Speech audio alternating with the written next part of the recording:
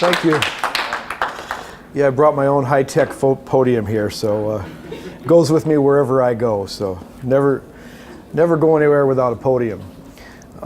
Thanks for inviting me. Thank you to the officers, and thank you to Scott. I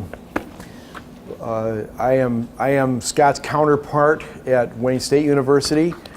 Scott is the director of the chapter, and I serve as the director of the Wayne State chapter. But I also do co-director. There's also a second director. Brandon Cleaver is co-director with me. But then I also do double duty as faculty advisor. But mostly my biggest goal is to get advice, and I get that advice from Scott. Scott's my advisor. So I appreciate being here, and appreciate having a chance to talk about the problem of good. I thought it was all about evil. It was all evil all the time, last I heard. But the problem of good, actually, I'm going to take a second and I'm going to move this guy just over a little bit so I can see it. There we go. So I can see where I am. So before I get into this, let me tell you why I'm here. I'll tell you why I do what I'm doing when I do apologetics. And that is to encourage us, that is to encourage followers of Christ, to be more confident about the truth that we've been given. And it's built around the notion that fear of the Lord is the beginning of true knowledge. So when we're interacting with someone who is not a follower of Christ and does not have a sense of awe about who God is and a sense of God's holiness, then they may be deficient in really having a sense of true knowledge and wisdom. We also know that the word of the cross is folly to those who are perishing. So we have this kind of disconnect where followers of Christ, those who have fear of the Lord, have access to some wisdom and knowledge that is not otherwise available. Those who are not followers of Christ would see much of that wisdom and much of that knowledge as being folly. So we have a kind of a disconnect, and that explains very often sometimes. How many have shared the gospel with someone and it's like talking to a brick wall? How many have had that experience? Yeah. How many have had a conversational evangelism, which might be a two-word definition of apologetics? How many have had conversational evangelism with someone and it just feels like you're not getting anywhere, no matter how clever and wise you are? Okay, thank you. First of all, thank you for sharing the gospel and God's truth. But please understand that this gap between those who have fear of the Lord, who are followers of Christ, who are regenerated by the Holy Spirit, and those who are unregenerate, those who are not believers, this gap is very much articulated in the Bible, and we should understand that there is that gap. There is also points of contact across that gap, and that's really what apologetics, to a large extent, deals with. Our faith is a gift. We weren't talked into the kingdom. We weren't convinced of the kingdom. The fact that we can have faith in Jesus Christ as our Lord and Savior, that's a gift. We are commissioned to share our faith. That's the Great Commission. And we should encourage each other to do so confidently and boldly. And that's kind of what I'm about, is to encourage followers of Christ just to have more confidence, just to be more, actually, in a sense, be more relaxed and confident that we have truth. And we don't have to apologize for that truth. And really, we don't even have to win arguments about the truth. We already have truth that we, through God's grace, we can humbly present and make available to those, especially those who would look at our lives and see something different about us and have questions about, why we are different. And we should not have fear of others and should not be troubled. A lot of times when we talk about 1 Peter 3:15, which is the sort of commissioning for apologetics, we talk about 1 Peter 3:15. I like to back up a little bit into verse 14, though, which invites us not to have fear of others and not to be troubled, not to be anxious.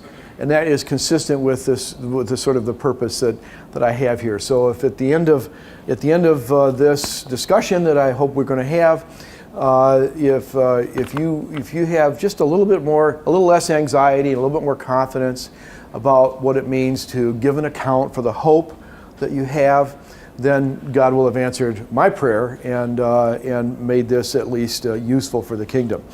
For those who are not followers of Christ, and there may be some in the room who are not, and I kind of always hope there are, who would not see themselves as Christ. I really am more concerned that you understand my heart than you understand my words. If you hear us having a conversation about the plausibility of this or that truth claim of the Christian faith, I hope that you'll pay attention to that, and I hope that it'll be thought-provoking for you. But really, that's at the intellectual level.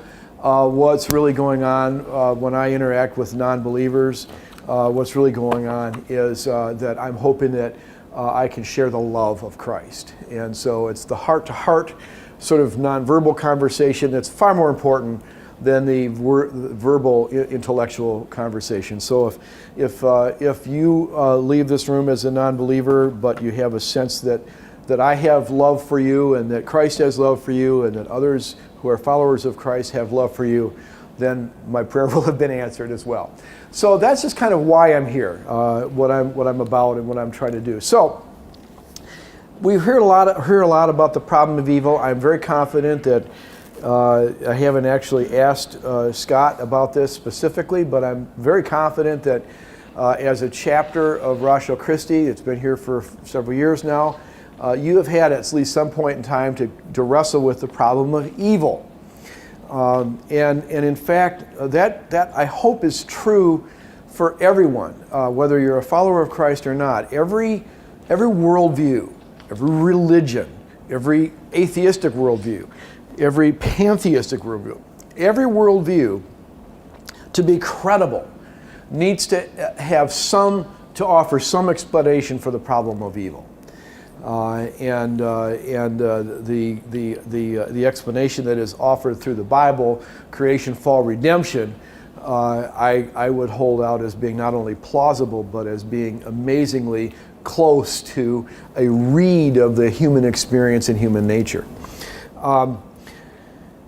But as far as good is concerned, the very idea of God, the very concept of God, contains goodness. And so there is no problem of good in the Christian faith. God is good. In fact, the etymology of the word good and the word God, there's even some close relationship there. And very often in poetry, the word God and the word good they're juxtapositioned over each other, and they kind of, the poet plays with the terminology of good and God, and it becomes a beautiful, almost a theophany, a beautiful presentation of who God is by considering God's goodness.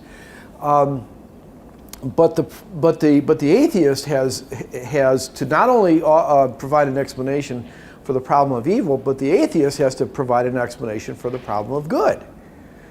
So the atheist has got two things to explain, whereas the follower of Christ really only has one of the two. So I kind of tipped my hand just a little bit, but help me out here. What do we mean by good?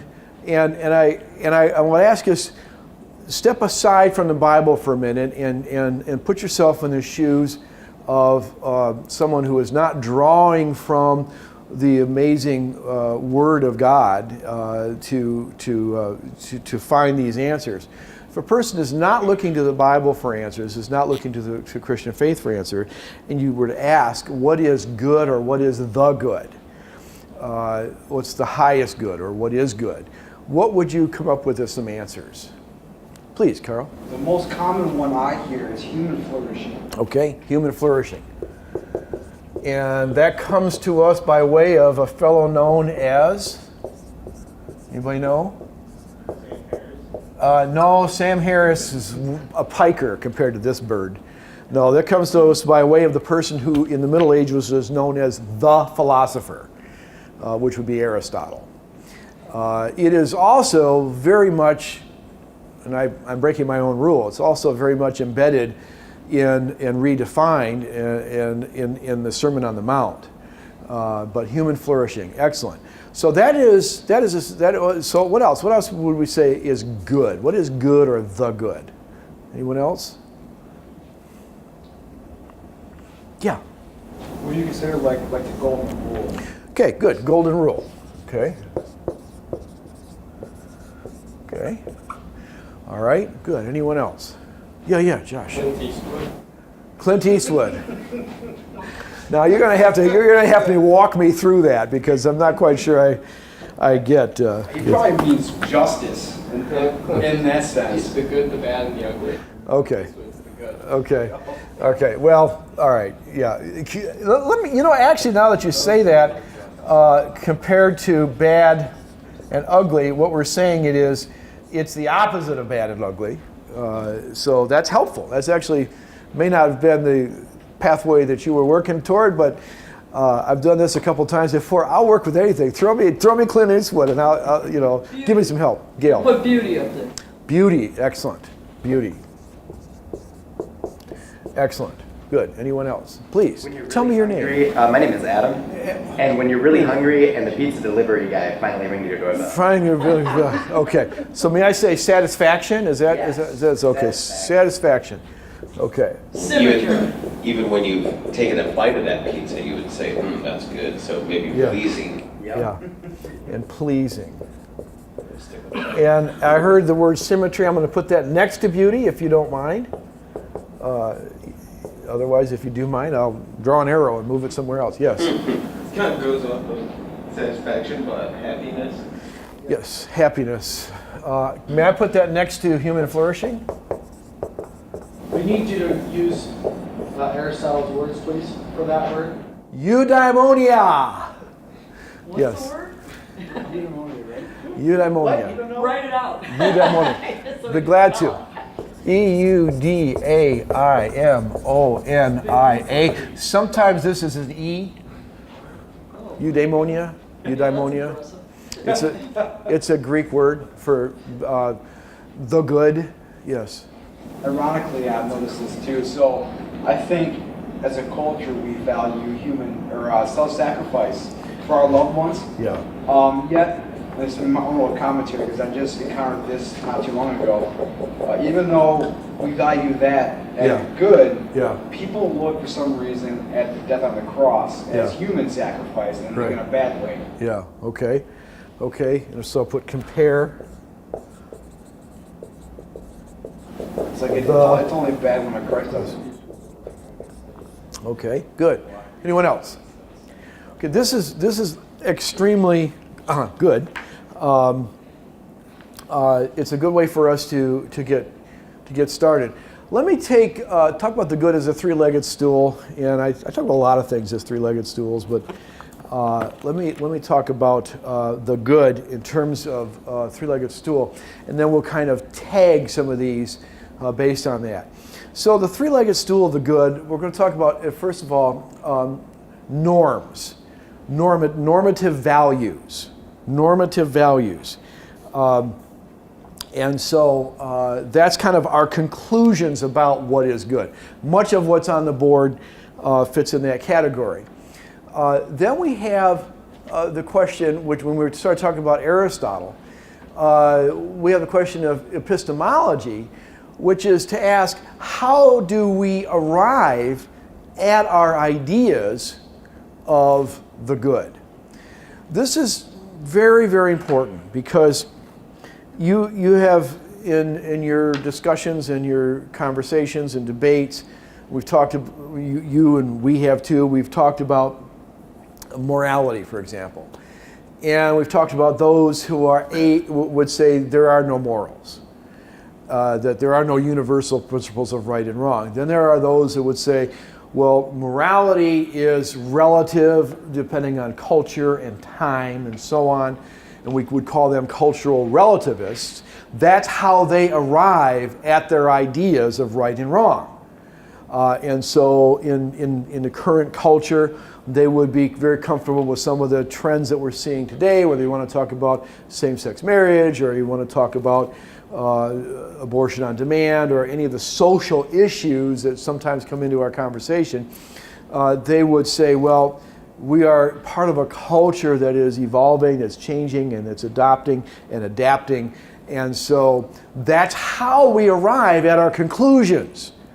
And for some, it's real simple. They just watch late night TV and then they draw their cultural values, their moral values from that. That late night TV might be their epistemology. I don't know.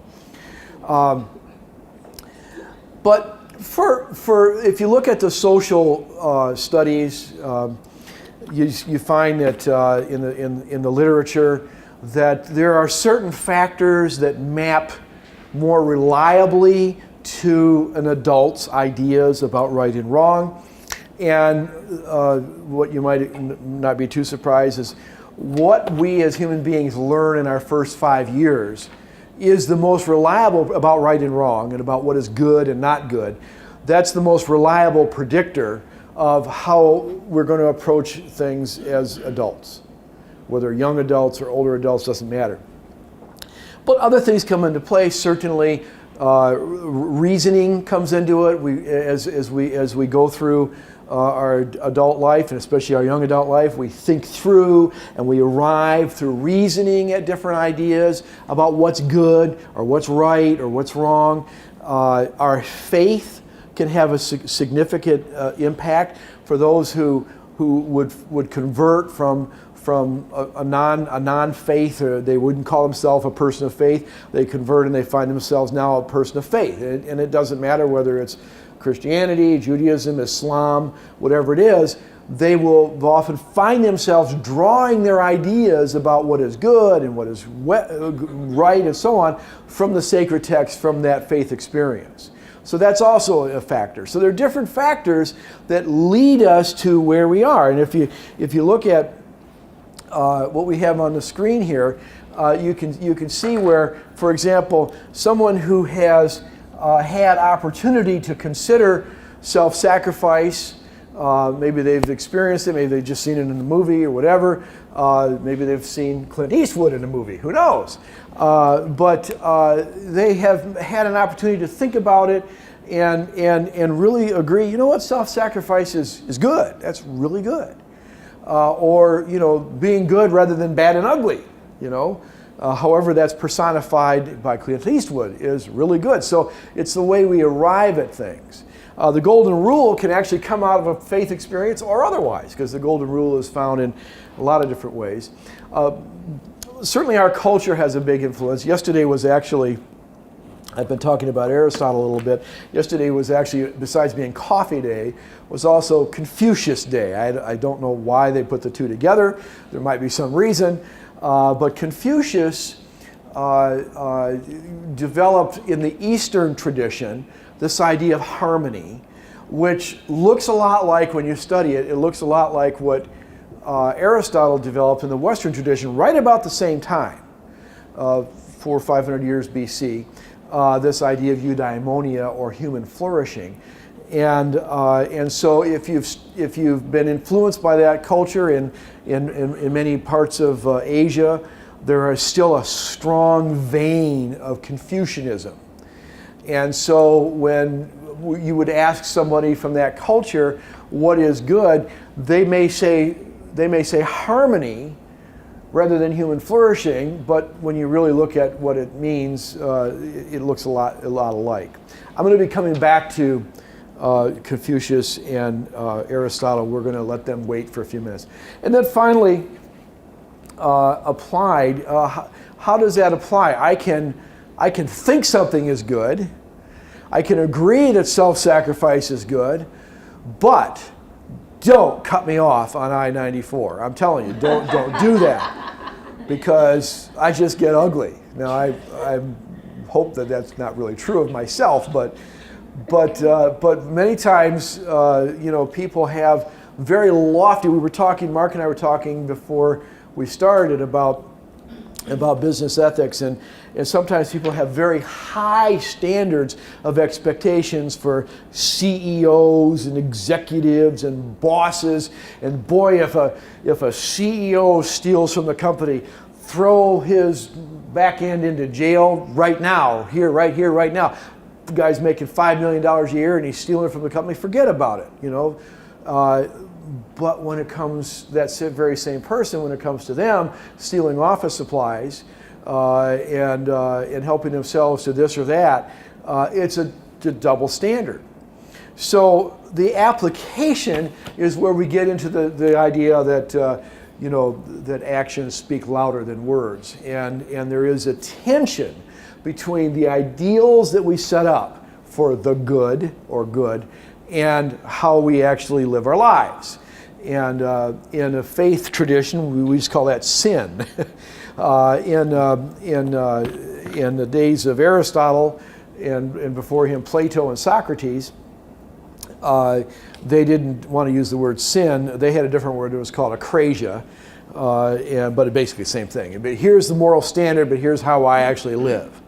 Now, the dispute in the Aristotelian, or rather in the Platonic dialogue, the dispute was this what I really believe?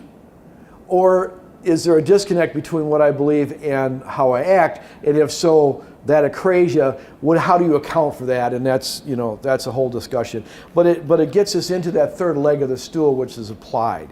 So if we could think about the good in those three ways of thinking about it, most of these are norms. Certainly, golden rule is a norm. Good as compared to bad and ugly is a norm. Beauty and symmetry, those are more aesthetic notions of good. And they don't lend themselves to moral discussions. And what Aristotle would want to say is that human flourishing takes into account some sense of that which is beautiful and that which is symmetric and that which is edifying. And then satisfaction or pleasing is also a norm, but it's not one that we admire very much. We aren't real impressed by those who would live their lives just focused on themselves and pleasing themselves and satisfying themselves as the good. If that's the highest they've got going for them, we don't find that very admirable. And again, I'll come back to that. Any questions, comments on any of that? Would you write that Greek word akrasia? Akrasia.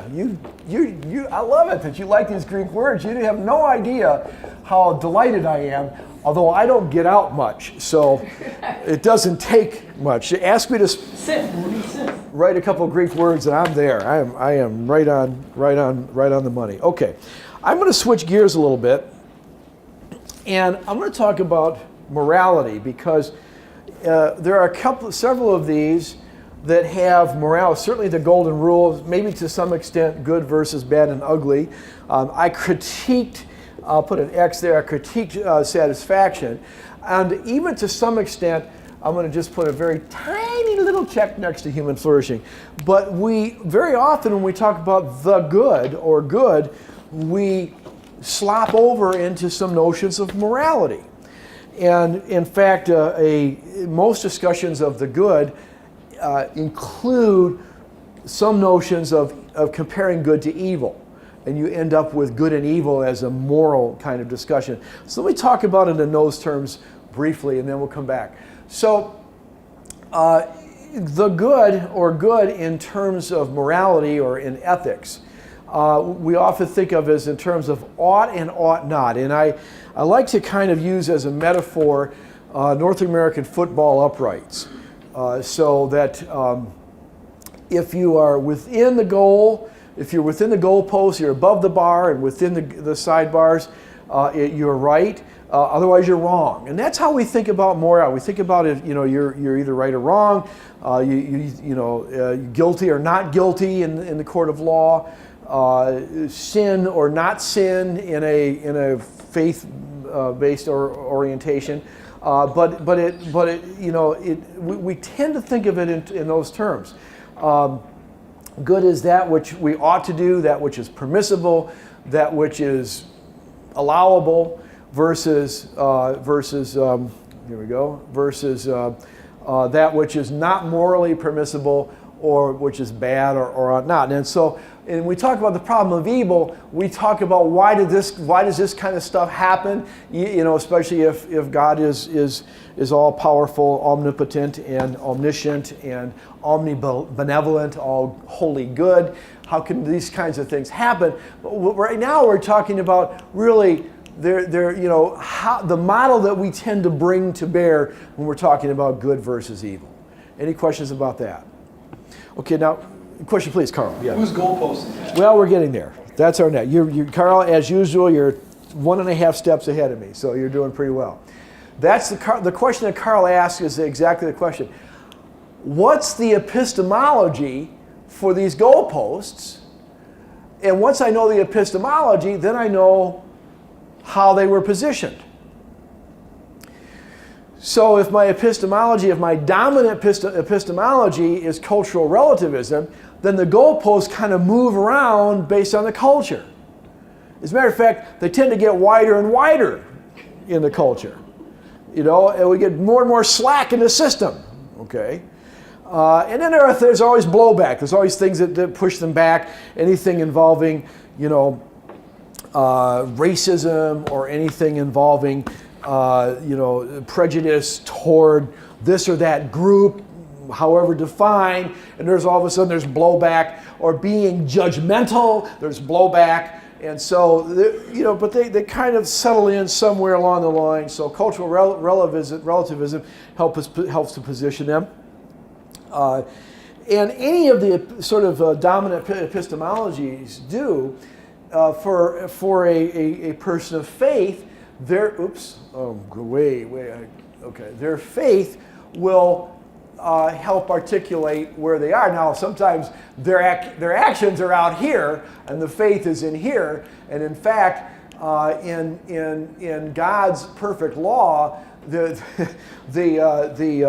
goalposts they're basically a straight line, and that's what the Old Testament is all about. The Old Testament educates us about God's holiness, that God's holiness is precise and is all encompassing and all requiring. It has a complete requirement upon us. But that's God's standard of right and wrong, is a straight line, is very narrow.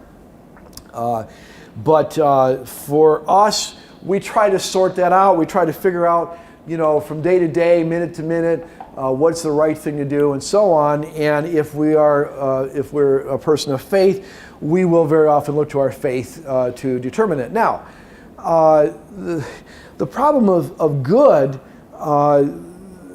asks us to question, well, how do you end up with goalposts if someone is an atheist? Now, I haven't said agnostic for two reasons. Number one, agnosticism is it's a passive form of atheism, because it's saying that I don't have enough information to conclude that there is a God, and so I'm not acknowledging that there is a God. So it's a passive form of atheism. It's also, from my perspective as a follower of Christ, in my reading of Romans 1:18-20, it's also untrue. There is no such thing as an atheist, as an agnostic in the Bible, because the Romans 1:18 tells us that God reveals himself through nature. The attributes of God are shown, and I cannot deny that. I can't pretend otherwise. So what is an atheist and an agnostic? They're actually, according to Romans 1:18-20, they have suppressed the knowledge that's been made available to them. Doesn't mean it's there. It just means that they have suppressed it. So if an atheist in particular has purposely and volitionally and intentionally suppressed that knowledge of God, that awareness of God, and pushed it as far away as possible, how does an atheist craft the goalposts?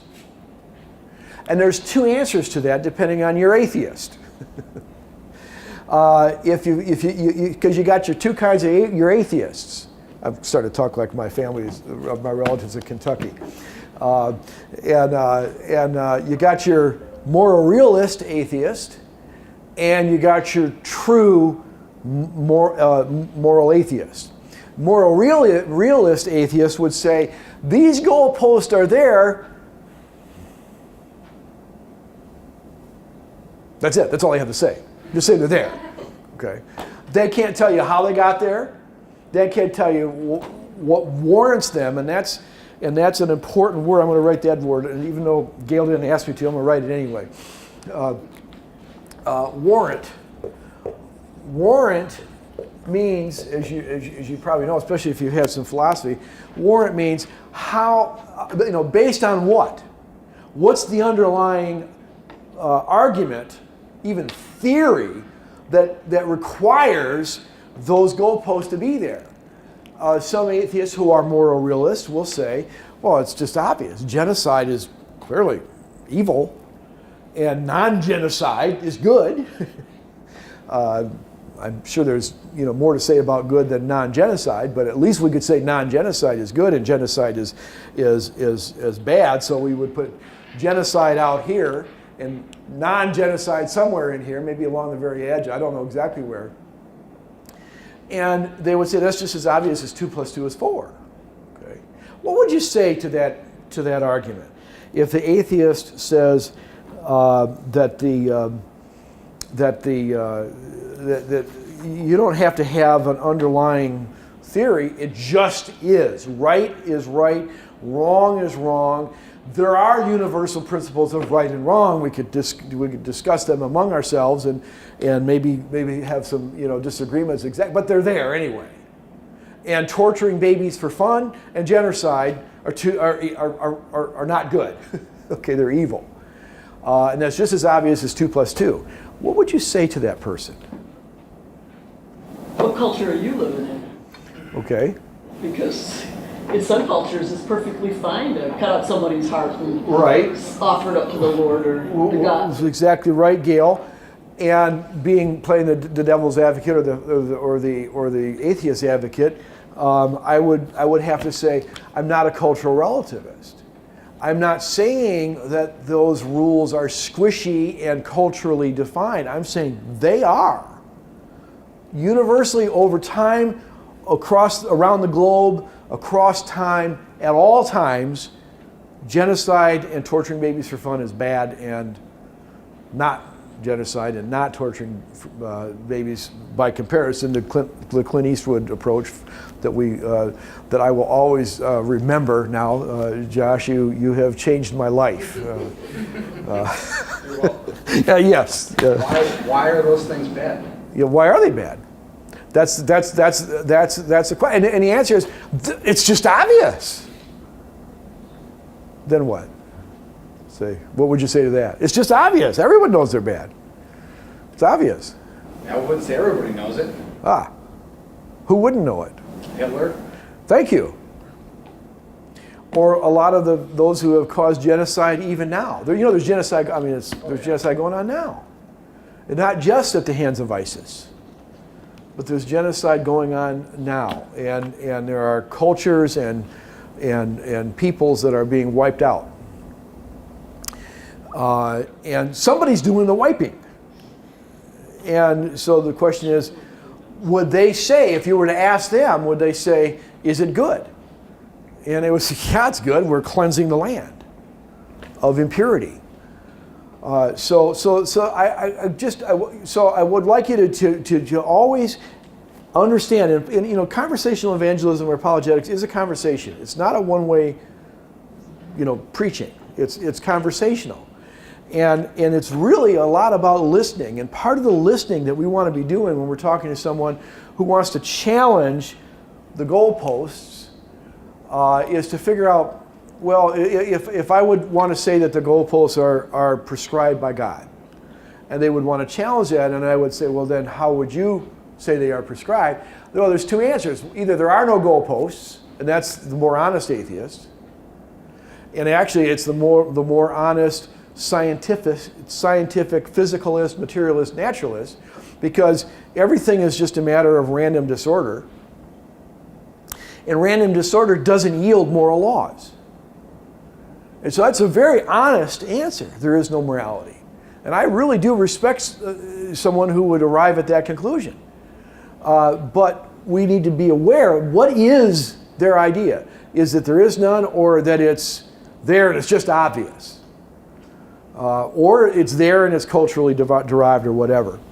Good. Any other questions, comments on that?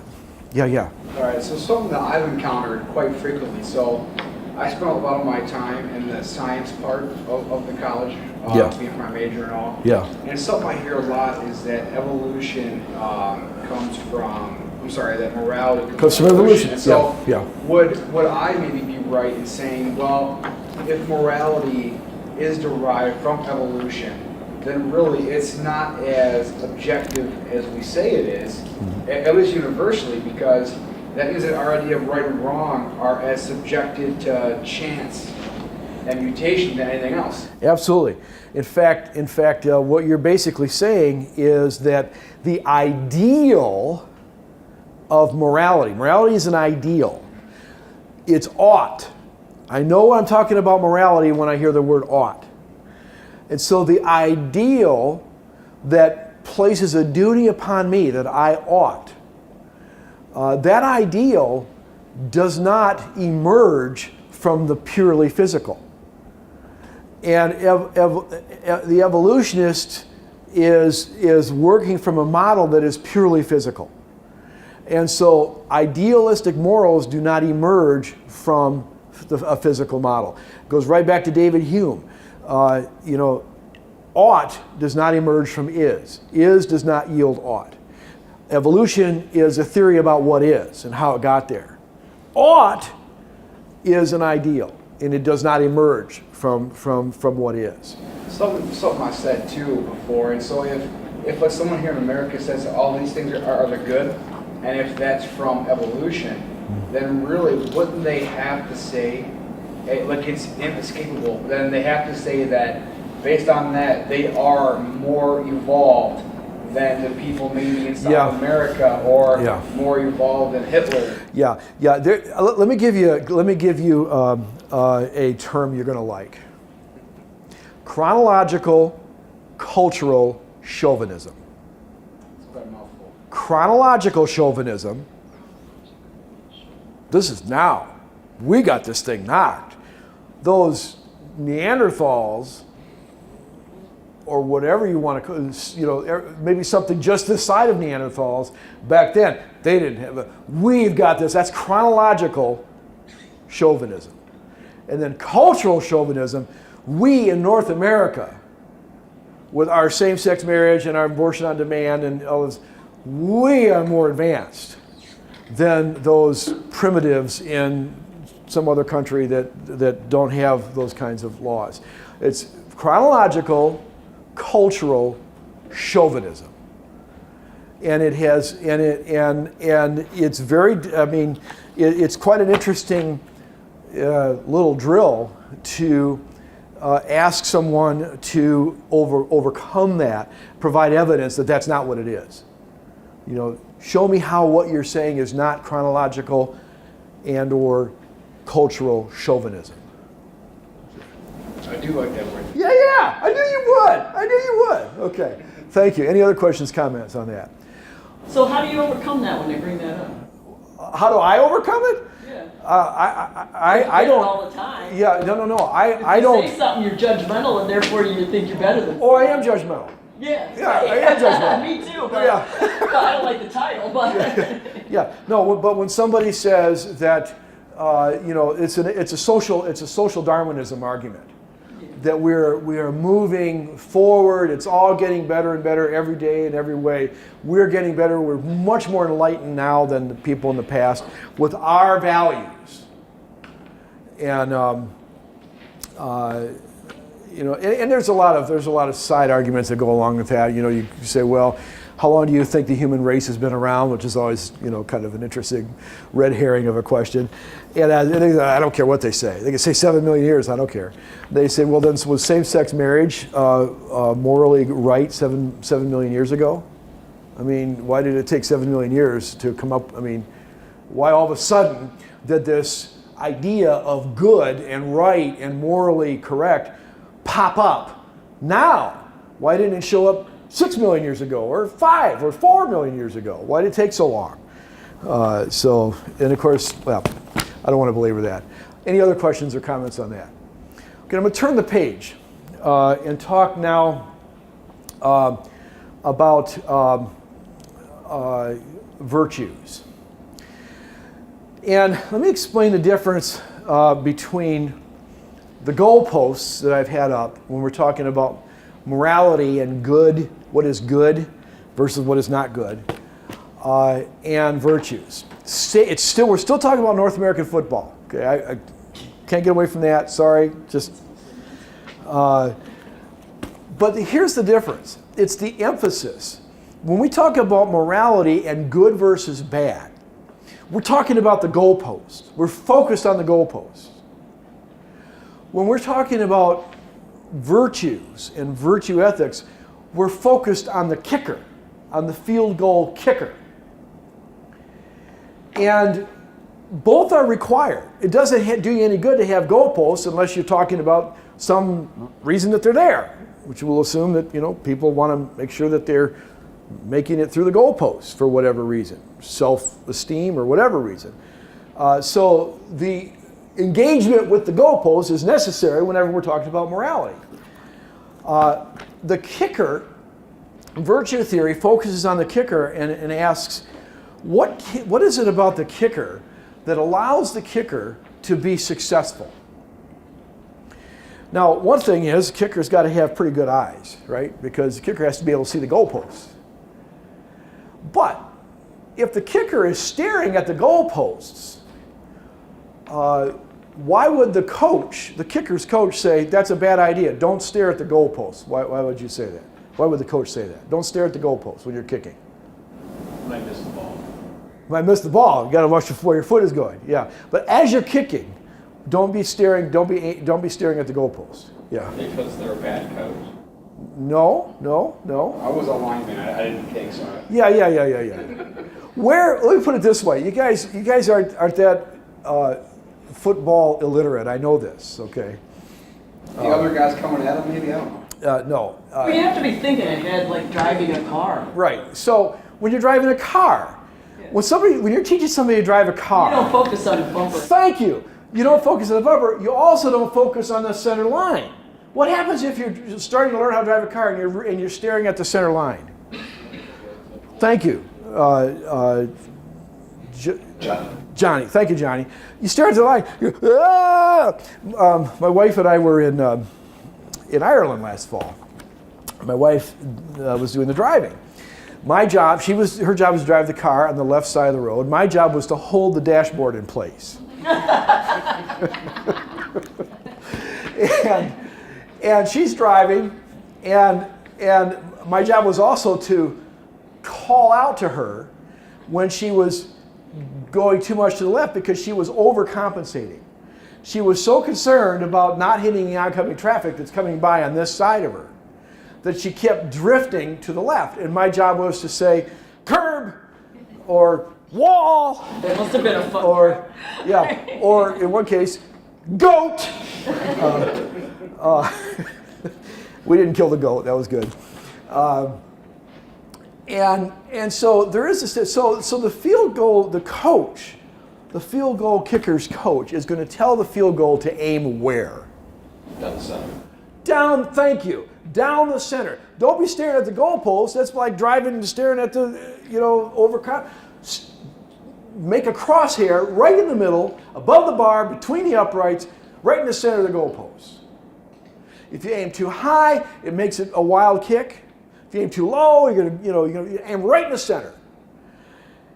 And that's the notion of virtue ethics: is where you aim, what you wear, what you ate that morning, how much exercise, how many times you've practiced, how you ignore the crowd. The people with those big foam fingers, they're in the other side of the field goal, or they got their hankies going or whatever. Ignore the hankies, That's what virtue ethic is, to think about the person. How does the person optimize whatever it is they're doing? And So, and the idea, Aristotle sort of discovered that, or at least he articulated in the Nicomachean Ethics, that the habits that we develop turn out to very often be a golden mean. You've heard that expression, a golden mean, a middle point between two vices. A virtue is a habit that is a golden mean between two vices. So you could talk about a virtue of decisiveness, or you could talk about courage, or you could talk about any number of different virtues. But we'll take for example just the one virtue as a decisiveness. Somebody who is indecisive. Ever know anybody who's indecisive? Oh, drive you crazy. Drive you crazy. It's a vice.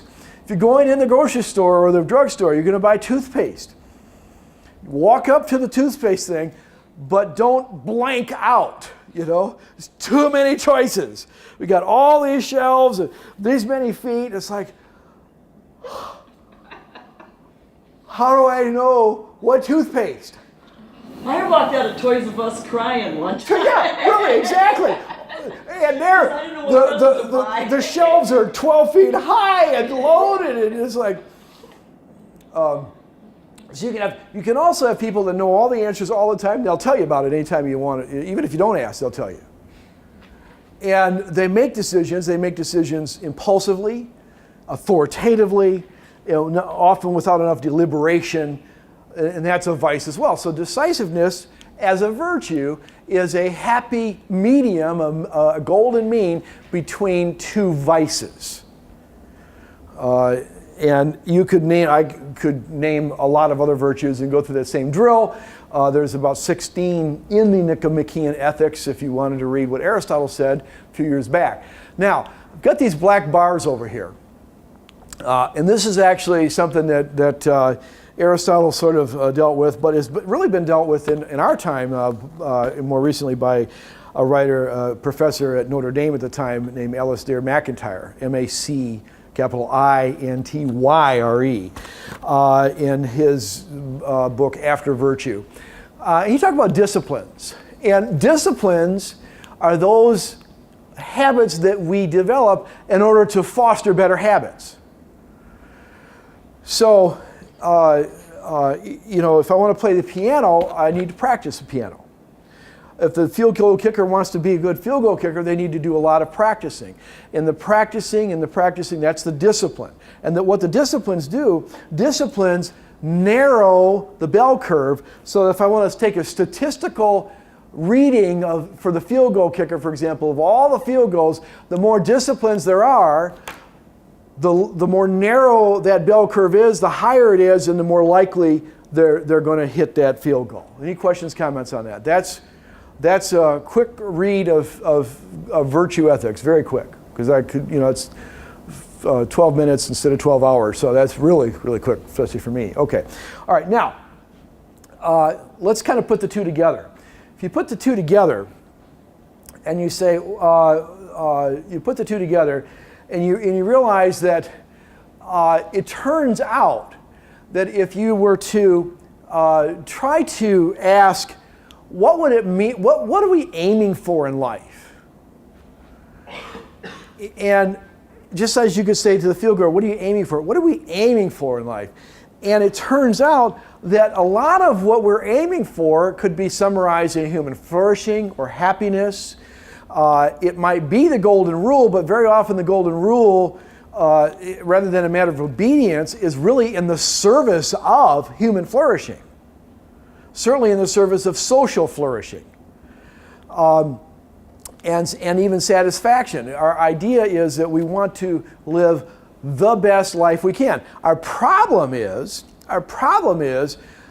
articulating for ourselves and having a really good handle on what that good life really is. That's where it becomes quite difficult, and a lot of it has to do with purposefulness. What's my purpose? Why am I even here? And only after a person can really successfully wrestle with and engage and address and arrive at some conclusions related to that question, why am I here, can they really be on a pathway toward human flourishing. And that's not new information. That's also, to some extent, Aristotle, but a large extent, and more recent times, by a bird named Frankl, Viktor Frankl. Yeah. Oh, I thought you raised your hand. Oh, no, sorry. Oh, you see, man, I'm just so desperate for somebody to ask a question. If you just go like this, if you hold your pen up, anything, adjust your glasses. Yeah. What? All right. Yeah, Okay. go good. Yeah. So, do we deal in the realm of body, soul, and spirit and take each one of these divine humans? Because you got to be successful in each one of those areas a lot of times to have human flourishing. Well, if you like. Okay, I like. Okay. So, In other words, that's part of the thought process. Yeah. When we say, what does it mean to have human flourishing? Well, that kind of gets us back to, well, what am I? Who am I? What does it mean to be me? What does it mean to be a being, a human being? You're absolutely right, and that's part of that. A well thought out effort to address that calls upon us to ask exactly those kinds of questions. You're absolutely right. Good. Any other questions, comments? All right. So, to what end? A few years ago, when I completed my doctorate, my dissertation, the subject of it was the gift of dread. Does that sound exciting? Don't you just really want to ask me for a copy of it? Oh, I really want to read that, the gift of dread. Yeah. What I was working with there is the sense that is very common, part of a human experience, that when I fail in life, I have dread. I have a sense of failure, and a sense of purposelessness, and a sense of lostness, and my life is. As people who've gone through what feels to them like failures, the loss of a job, a divorce, a separation from loved ones, family members, and so on. I just have a real sense of dread. It's like, man, what's it all about? Well, why this sucks? Life sucks. But the other interesting thing that I kind of find even more interesting is when people succeed, they have dread. They have this existential vacuum, this sort of angst. Is that all there is? Do you ever see anybody who starts out with a motorbike, and then the next one has to be what? Bigger, right? And what about the next one? Bigger. Pretty soon they got this massive hog. Pretty soon they're on one of those things, the engine is so big they got to have two wheels in the front just to hold the engine. So they got this backwards trike going on. I'm going like this, it should be more like this.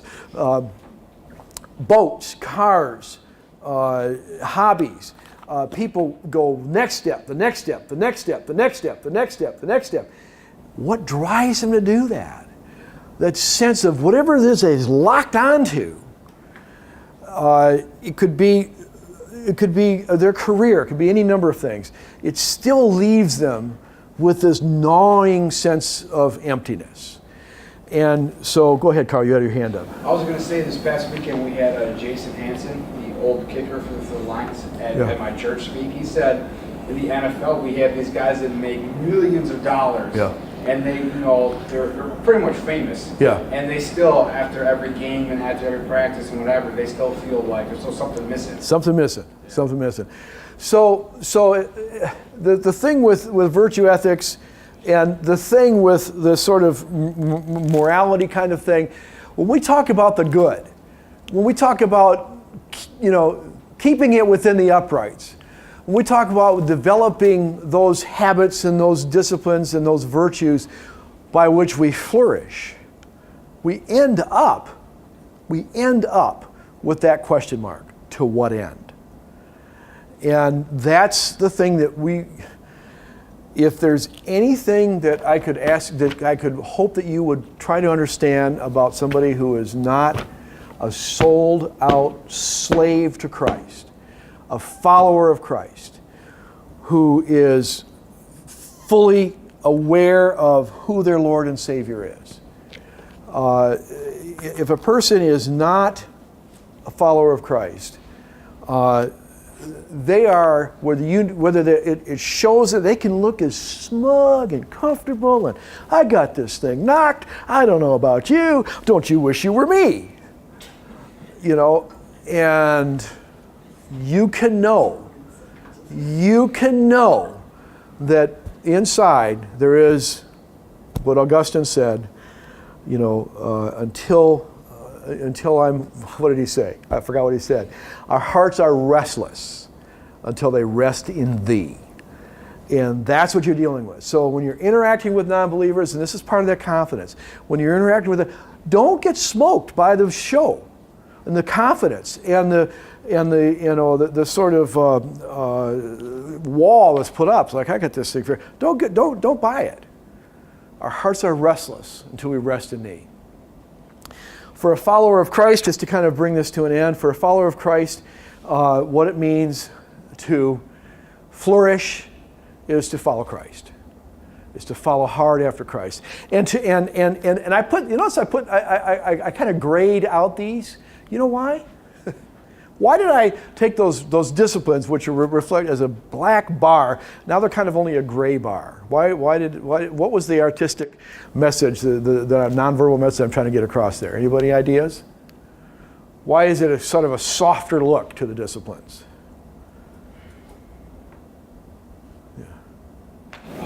Because before, there were things that we had to do in order to get underneath right. That, and now the work's been done for us. Right.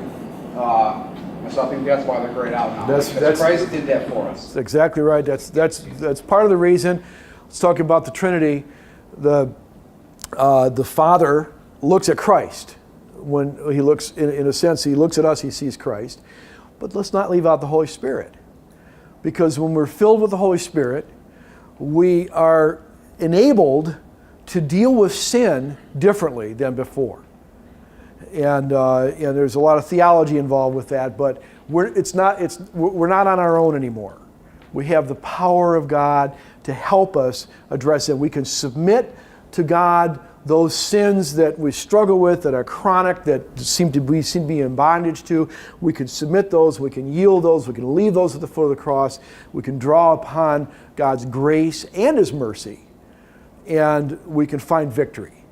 We couldn't have done that if we weren't a follower of Christ.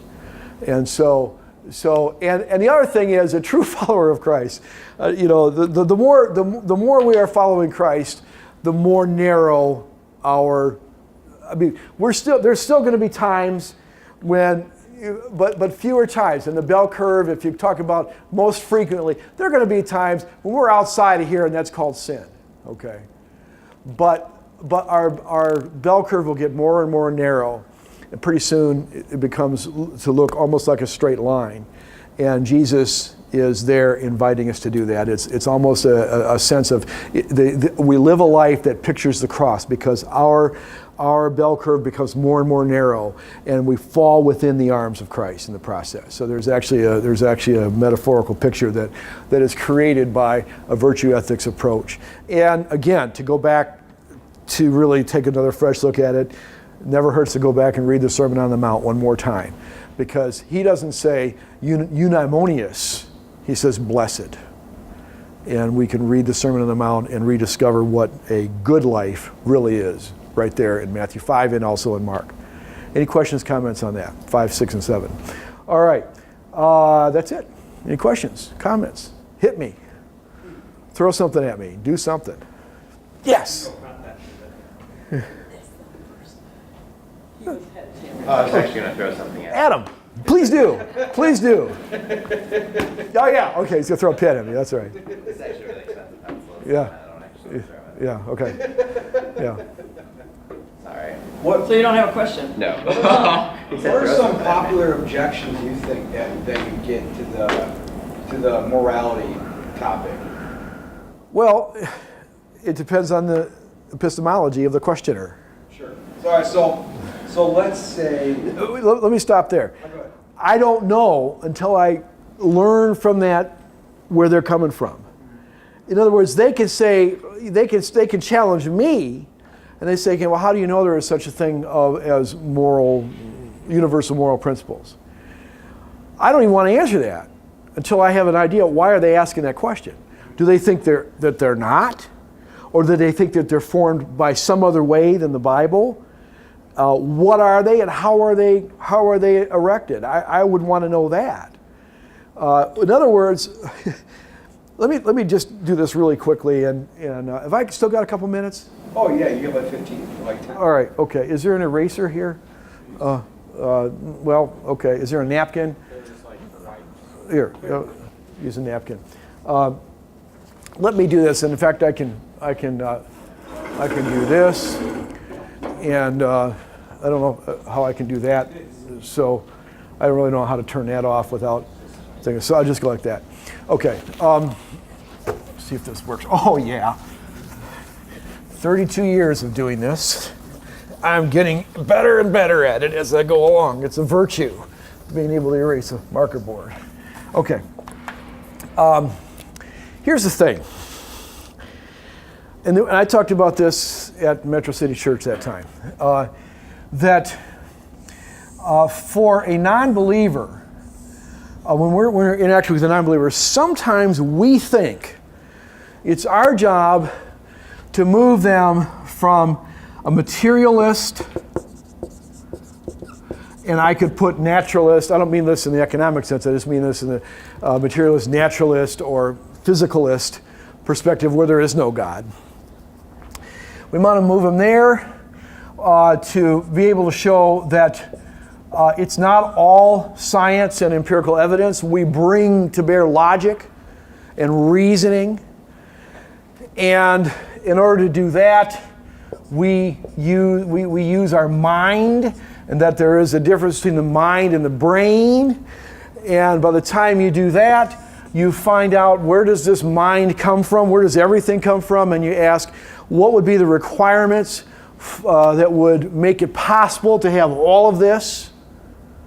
And you discover, well, the entity that would have to be responsible for all this would have to be immaterial, would have to be eternal, would have to be intentional. In other words, would have to make a choice to create, and so on.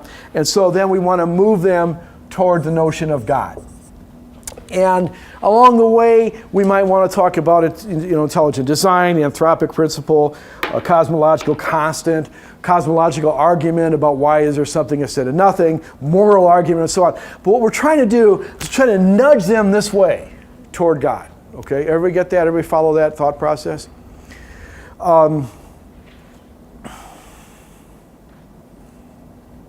That's not biblical. In the sense that thinking that that's how we have to do it is not biblical. It's really interesting. Paul actually did this to some extent when he was actually more arguing about basically theology on Mars Hill. Who is the unknown God and so on. So he was already way down here. But he was kind of doing this there. So Jesus to some extent did the same thing with the Samaritan woman of the well. But Paul at 1 Corinthians 2 also says, I preached Christ and him crucified, and I didn't try to make arguments about plausibility with human wisdom. Wait a minute. That's exactly what he did on Mars Hill. So what I'm saying is, yes, there are biblical examples for how we're doing this, but you have to be really careful because you're actually on somebody else's turf. I would say that being on somebody else's turf for purposes of rebuttal or for purposes of establishing mere plausibility of the gospel, those are the only two, in my view, the only two times when we really can safely walk on worldly turf. What the Bible presents to us is something coming in from an entirely different direction. The entirely different direction is we start with God. And remember I said earlier in Proverbs, the fear of the Lord is the beginning of knowledge.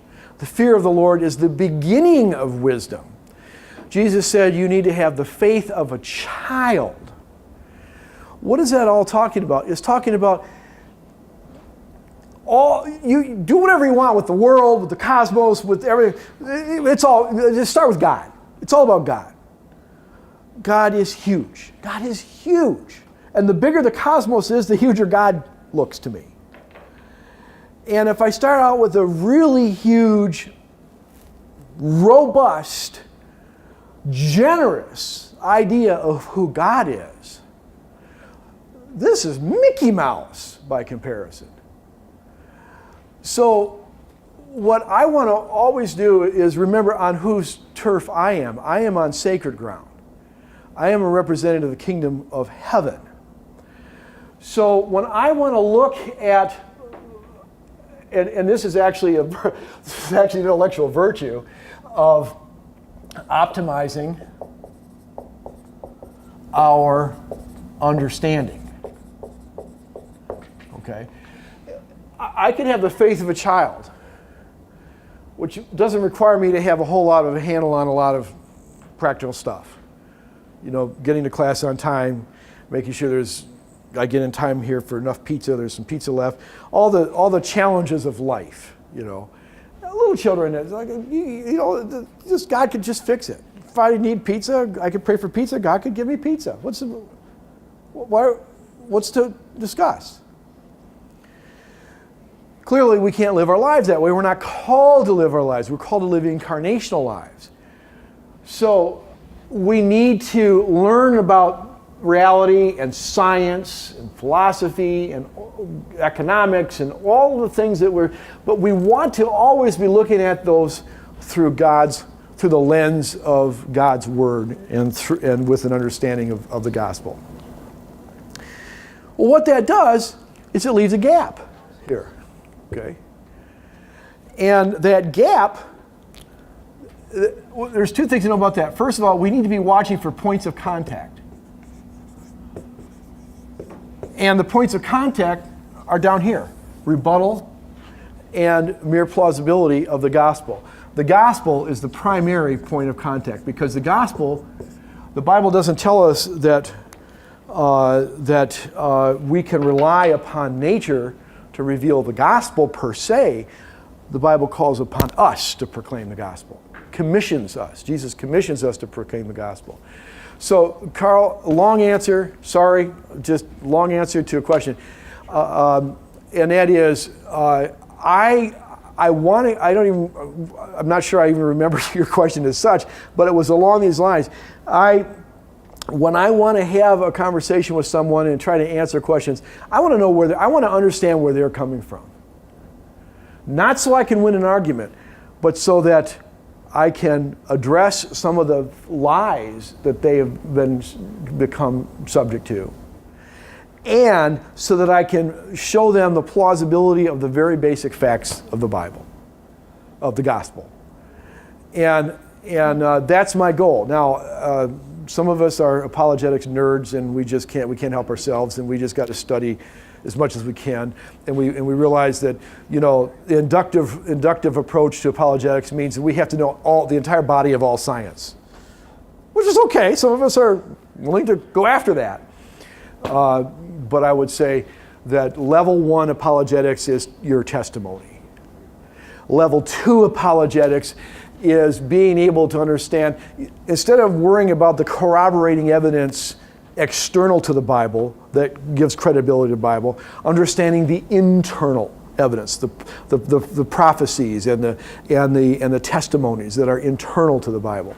That we remember that this is our turf over here, and we can have points of contact where we deal with people over here, but we never want to leave our turf. We never want to get sucked into their paradigm of apologetics.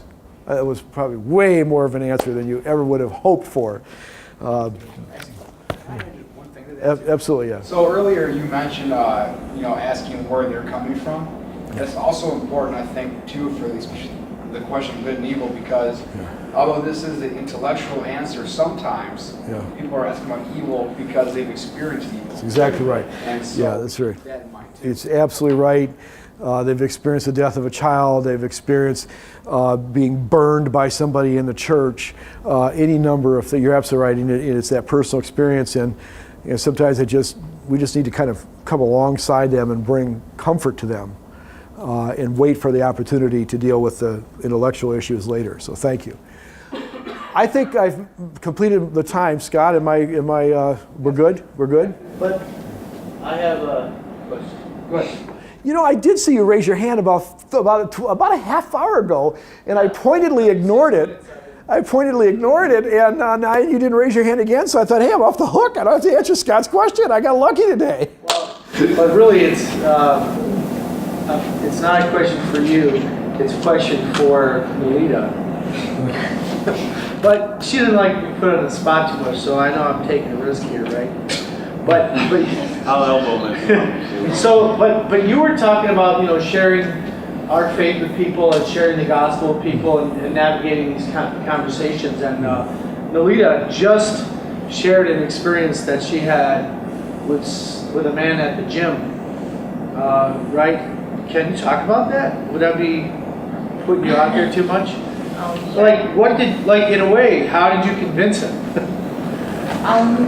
Well, I didn't know this when I talked to him, but he was searching for God because he had kind of drifted away from it for a while. But before that, for a few weeks, I wasn't in school and I wasn't working or doing anything, so I just kept praying for God to use me in any way he can. And I met this guy at the gym, and he actually spoke to me first, so we would pass each other. We'd have like 5 to 10 minute conversations. And then one day he wanted to join me in the classic. So I said, all right, you can join me, I'm fine with that. And afterwards, I don't know, we just started talking and I started telling him about Jesus. And he was like, oh, one thing he said was he had an experience when he was younger and he felt like he needed to do something for God. So I said, what is your purpose in life? And he was like, I don't know, I never really asked myself that. And so why don't you ask God what your purpose for your life is? And he was like, wow, I never thought about that either. Wonderful. So I was like, yeah, ask him tonight. When you have a long time, then just ask. So time after time, he would talk to me for hours. He would just ask me all these questions, and I would just try my best to answer them. And he gave his life to Jesus. Praise the Lord. So, Praise the Lord. What a testimony. That's wonderful. Praise God. Praise God. Well, I don't know how we can end it any better way than that. So thank you very much. Thanks for inviting me over, and hope to get to do this again sometime. Thank you, Dr. Spalding.